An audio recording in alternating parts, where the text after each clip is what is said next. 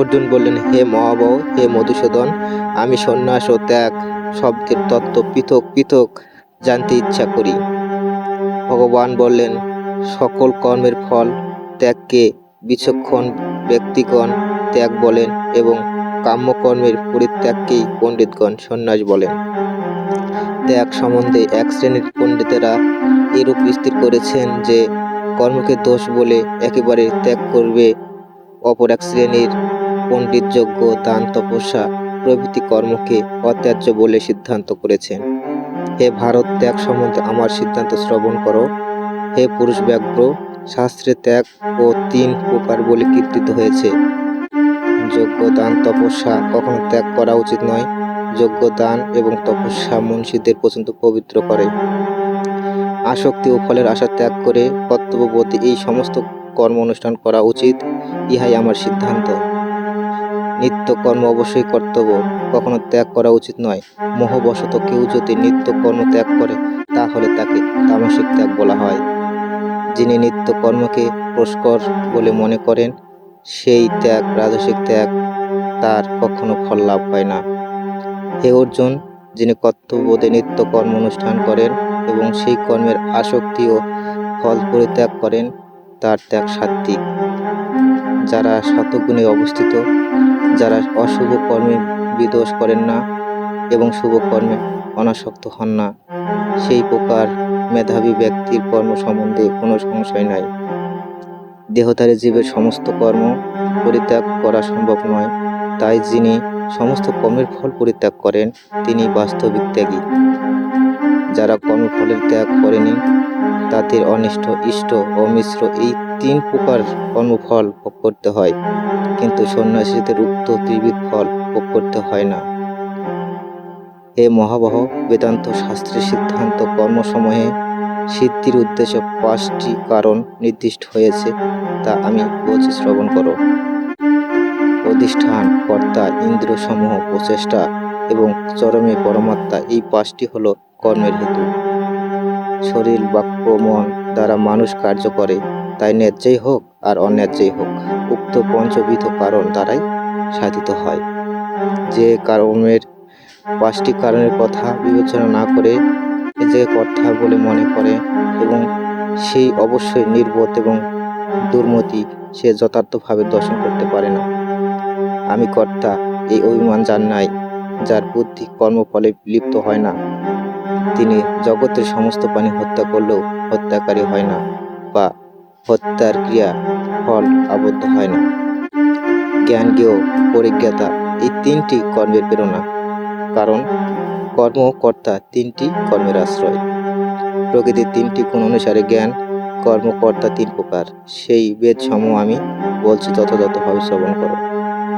যে জ্ঞানের দ্বারা সমস্ত প্রাণীতে এক অবিভক্ত চিন্ময় ভাব দর্শন হয়। অনেক জীব পরস্পর ভিন্ন হলেও চিন্ময় সত্তার তারা এক, এই জ্ঞানকে সাত্ত্বিক জ্ঞান বলে।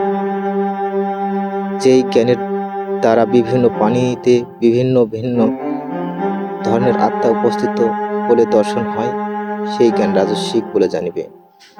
এবং সেই জ্ঞানের দ্বারা প্রকৃত তত্ত্ব অবগত না হয়ে কোনো একটি বিশেষ কাজে তীব্র আসক্তির উদয় হয়, এই তুচ্ছ জ্ঞানকে তামসিক জ্ঞান বলে।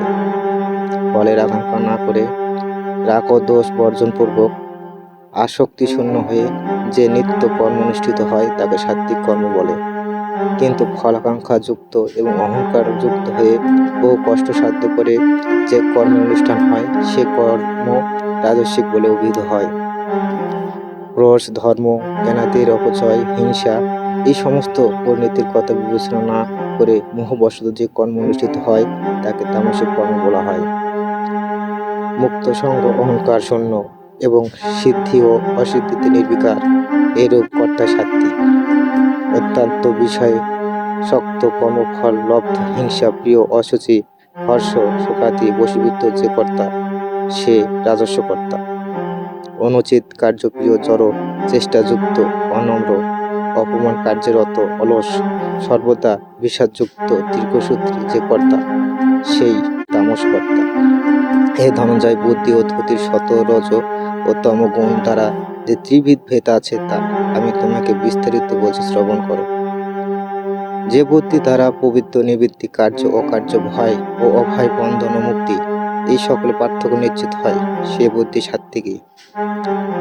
যে বুদ্ধির দ্বারা ধর্ম অধর্ম, কার্য অকার্য প্রভৃতির পার্থক্য সামগ্ররূপে স্থির হয়, সে বুদ্ধি রাজস্ব। হে পার্থ, যে বুদ্ধি অজ্ঞান এবং মহাচ্ছন্ন হয়, অধর্মকে ধর্ম বলে মনে করে এবং অধর্মকে অধর্ম বলে মনে করে এবং সব কিছুই বিপরীত ভাবে, তা তামসী বুদ্ধি বলে জানিবে। হে পার্থ, যে ধূতি অব্যভিচারী যোগ দ্বারা মন প্রাণ ইন্দ্রিয় ক্রিয়াকে সকলকে ধারণ করে, সেই ধূতি সাত্ত্বিকী। হে পার্থ, যে ধূতি ফলাকাঙ্ক্ষা সহিত ধর্ম অর্থ ও কামকে ধারণ করে, তাই রাজস্বী। হে পার্থ, যে ধূতি স্বপ্ন ভয় শোক বিষাদ ইত্যাদিকে ত্যাগ করে না, সেই বুদ্ধিহীন ধূতি তামসী। হে ভারত সভ্য, এখন তুমি ত্রিবিধ সুখের বিষয় শ্রবণ করো। বদ্ধজীব পুণ্য পুণ্য অনুশীলন দ্বারা সেই সুখে দমন করে এবং কোনো কোনো স্থলে সমস্ত দুঃখ থেকে সামগ্র রূপে মুক্ত হয়। যে সুখ প্রথমে বিষের মতো কিন্তু পরিণামে অমৃত তুল্য, আত্মনিষ্ঠ বুদ্ধির নির্মলতা থেকে উৎপন্ন, সেই সুখ সাত্ত্বিক সুখ বলে কথিত হয়। ইন্দ্র বিষয়ে সংযোগের ফলে যে সুখ প্রথমে অমৃতর মতো ও পরিণামে বিষের মতো অনুভব হয়, তাকে রাজস্ব সুখ বলা হয়। যে সুখ পরিণামে আত্মতত্ত্ব জ্ঞান রহিত এবং যা নিদ্রা অলস ও প্রমোদ থেকে উৎপন্ন হয়, তা তামসিক সুখ বলে কথিত হয়। এই পৃথিবীতে মানুষদের মধ্যে অথবা স্বর্গের দেবতাদের মধ্যে এমন কোনো জীব নেই যে প্রকৃতির গুণ থেকে মুক্ত। স্বভাবজাত গুণ অনুসারে ব্রাহ্মণ, ক্ষত্রিয়, বৈশ্য ও শূদ্রের কর্মসহ পৃথক পৃথকভাবে বিভক্ত হয়েছে। সম, দম, তপ, শৌচ, ক্ষান্তি, সরলতা, জ্ঞান, বিজ্ঞান, অস্তিকা এই কয়টি ব্রাহ্মণদের স্বভাবজাত কর্ম। শৌচ, তেজ, ধূতি, দক্ষতা, দানশীলতা ও শাসন ক্ষমতা এগুলো ক্ষত্রিয়ের স্বভাবজাত কর্ম। কৃষি, গোরক্ষা ও বাণিজ্য এই কয়টি বৈশ্য স্বাভাবিক কর্ম। পরিচর্যা শূদ্রের স্বভাবজাত কর্ম। সকর্মে নিরত ব্যক্তি সকর্মে অবিরত হয়ে যে ভাবে স্বয়ংসিদ্ধি লাভ করে, তা শ্রবণ করো। যে পরমেশ্বর ভগবান থেকে সমস্ত জীবের উৎপত্তি, যিনি সমস্ত বা সমগ্র বিশ্ব ব্যাপ্ত আছেন, তাকে মানুষ তার কর্মের দ্বারা অর্চনা করে সিদ্ধি লাভ করে। উত্তম রূপে অনুষ্ঠিত ধর্ম থেকে অসামগ্র রূপে অনুষ্ঠিত স্বধর্ম শ্রেয়, কারণ স্বভাব অনুসারে কর্ম করলে মানুষ পাপের ভাগী হয় না। প্রতিটি কর্ম প্রচেষ্টায় কিছু না কিছু দোষ থাকে, ঠিক যেমন অগ্নি ধূমের দ্বারা আবৃত থাকে। তাই হে কুন্ত, দোষযুক্ত হলো সৎধর্ম কখনো ত্যাগ করা উচিত নয়। জড় বিষয়ে অনাসক্ত সংযত চিত্ত এবং ভোগ স্পর্শনীয় আত্মজ্ঞান ব্যক্তি কর্ম ত্যাগপূর্বক নৈষ্য কর্ম পরম সিদ্ধি লাভ করবে। হে কুন্ত, নৈষ্য কর্ম সিদ্ধি লাভ করে জীব যেমন জ্ঞানের পরনিষ্ঠা রূপ মুখে লাভ করে, তা আমি সংক্ষেপে বলছি, শ্রবণ করো। বিশুদ্ধ বুদ্ধি যুক্ত হয়ে মনকে ধূতির দ্বারা নিয়ন্ত্রিত করে শব্দ আদি ইন্দ্র বিষয় পরিত্যাগ করে রাগ দোষ বর্জন করে নির্জন স্থানে বাস করে শান্ত পুরুষ আত্মজ্ঞান লাভে সমর্থ হন। অল্প আহার করে দেহ মন ও বাক সংযত করে ধ্যানযোগে যুক্ত হয়ে বৈরাগ্য আশ্রয় করে অহংকার বল দর্পণ কাম ক্রোধ পরিগ্রহ থেকে সম্পূর্ণ রূপে মুক্ত মমত্ববোধ শূন্য শান্ত পুরুষ আত্মজ্ঞান লাভে সমর্থ হন। যিনি এইভাবে চিন্ময় ভাব লাভ করেছেন, তিনি পরম ব্রহ্মকে উপলব্ধি করেছেন। তিনি কখনো কোনো কিছুর জন্য শোক করেন না বা কোনো কিছুর আকাঙ্ক্ষা করেন না। তিনি সমস্ত জীবের প্রতি সমদৃষ্টি সম্পন্ন। সেই অবস্থায় তিনি আমার শুদ্ধ ভক্তি লাভ করেন। ভক্তির দ্বারা কেবল পরমেশ্বর ভগবানকে পাওয়া যায়। এই প্রকার ভক্তি দ্বারা ভগবানকে যথার্থ ভাবে জানার ফলে ভাগবত প্রবেশ করা যায়। আমার ভক্ত সকল রকম কার্যকলাপে লিপ্ত হওয়া সত্ত্বেও আমার প্রাসাদে অব্যয় শাশ্বত নেত্রধাম লাভ করে।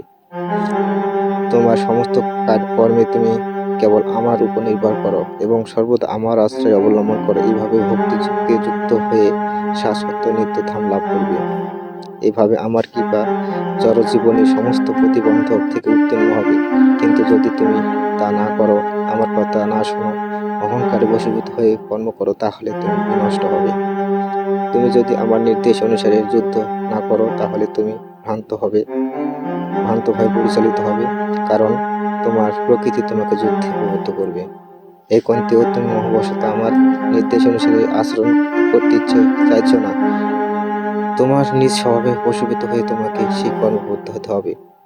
অর্জুন বললেন, হে অর্জুন, পরমেশ্বর ভগবান সমস্ত জীবকে দেহরূপ যন্ত্রে আহরণ করিয়া মায়ার দ্বারা ভ্রমণ করান।